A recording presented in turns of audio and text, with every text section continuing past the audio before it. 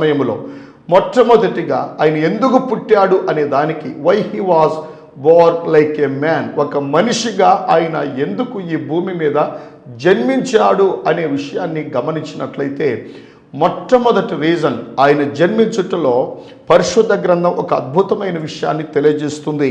మొదటి యోహాను పత్రిక 3వ అధ్యాయం 8వ వచనములో మనం గమనించినట్లయితే, అపవాది మొదటి నుండి పాపము చేయుచున్నాడు గనుక పాపము చేయువాడు అపవాది సంబంధి, అపవాది యొక్క క్రియలను లయపరచుటకే దేవుని కుమారుడు ప్రత్యక్షమాయను.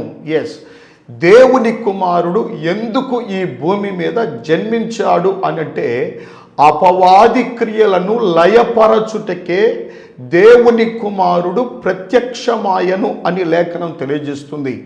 ఎందుకు అపవాది క్రియను లయపరచాలనుకున్నాడు అనంటే అపవాది అనేవాడు భూమి మీద పడద్రోయబడిన నాటి నుండి, ఈ భూమి మీద పడద్రోయబడిన నాటి నుండి తనకొక ఆలోచన ఏంటంటే తనకు సమయము కొంచెమే అని చెప్పి ఎరిగి బహు క్రోధము కలిగిన వాడై భూమి మీద జీవించుచున్నటువంటి ప్రతి మానవుణ్ణి పాడు చేయటమే వాడి పని. తనకు సమయము కొంచెమే అని చెప్పి ఎరిగి ఈ అపవాది అనేవాడు భూమి మీద పడద్రోయబడిన నాటి నుండి ఇప్పటి వరకు అనేక కుటుంబాలను గలిబిలి చేస్తూ ఉన్నాడు, అనేక కుటుంబాలను పాడు చేస్తూ ఉన్నాడు, అనేక కుటుంబాలను నాశనం చేస్తూ ఉన్నాడు, అనేక కుటుంబాలకు అసమాధానాన్ని గురి చేస్తూ ఉన్నాడు.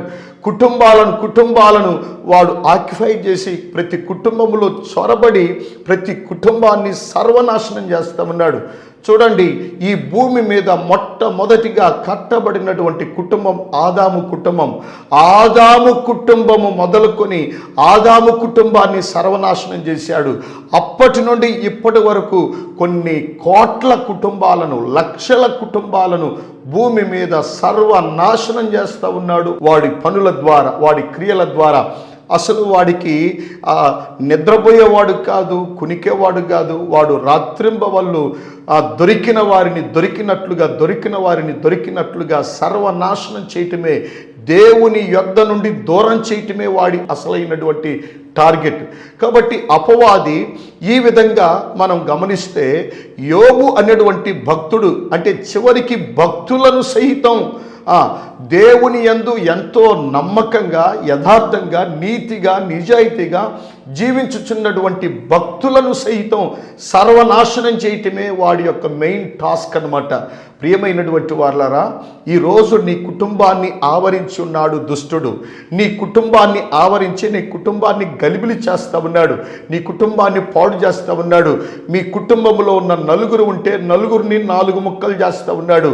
భార్య భర్తలను విడగొడతా ఉన్నాడు, అన్నదమ్ములను విడగొడతా ఉన్నాడు, తల్లిదండ్రులు బిడ్డలను విడగొడతా ఉన్నాడు.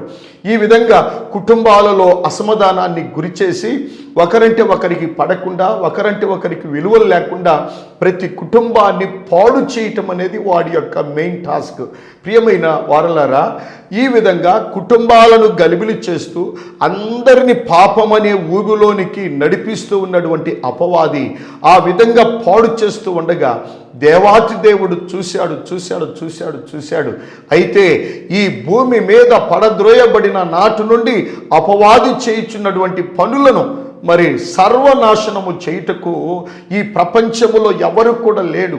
సాతానును ఎదిరించగలిగిన వ్యక్తి ఈ ప్రపంచంలో ఎవరు లేరు. సాతానును ఓడించగలిగిన వ్యక్తి ఎవరు కూడా లేరు. అందుకే ఆ పరమాత్ముడే పరిశుద్ధ గ్రంథం తెలియచేస్తూ ఉంది, దేవునితో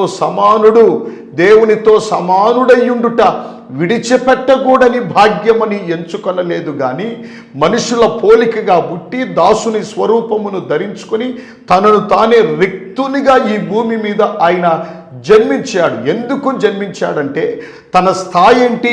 మొదట ఆయన